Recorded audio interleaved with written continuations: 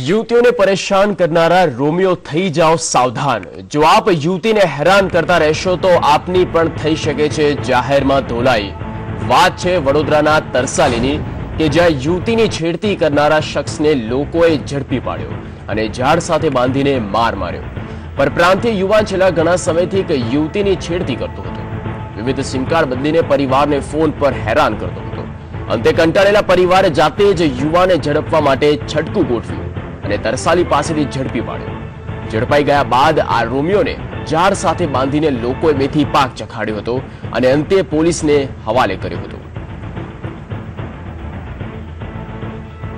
સંવાદદાતા પ્રકાશ Verma phone line પર વધુ માહિતી સાથે જોડાઈ ગયા છે। પ્રકાશ, વડોદરાના તરસાલીમાં છેડતી કરનાર એક યુવકની ધરપકડ થઈ છે, સમગ્ર ઘટનાનો ચિતાર આપશો।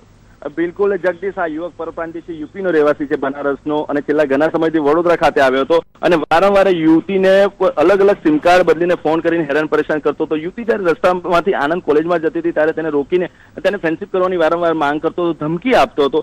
આખરે તેનું છટકું ગોઠવ્યું અને પોલીસે અને તેના પરિવારજનોએ તેને પકડી પાડ્યો હતો। જાહેર પબ્લિકે તેને ઝાડ સાથે બાંધી દીધો અને ખૂબ જ માર માર્યો હતો અને યુવકે પોલીસે સત્તાવાર ધરપકડ કરી લીધી છે અને પોલીસ સ્ટેશન ખાતે લઈ ગયા છે। તેની પાસેથી જગદીશ આપને જણાવું કે 15 થી 17 જેટલા સિમ કાર્ડ મળી આવ્યા છે। હવે આ સિમ કાર્ડનો ઉપયોગ એ કેમ કરતો હતો અને આટલા બધા સિમ કાર્ડ કેમ રાખ્યા હતા તે દિશામાં હવે પોલીસે તલસ્પર્શી તપાસનો પ્રારંભ કર્યો છે, પરંતુ વારંવાર આવા છેડતીના બનાવો પ્રકાશમાં આવે છે। પોલીસે આ માટે કોઈ નક્કર પગલાં લેવા જોઈએ તેવી માંગ પ્રબળ બની છે। પ્રકાશ, આભાર માહિતી માટે।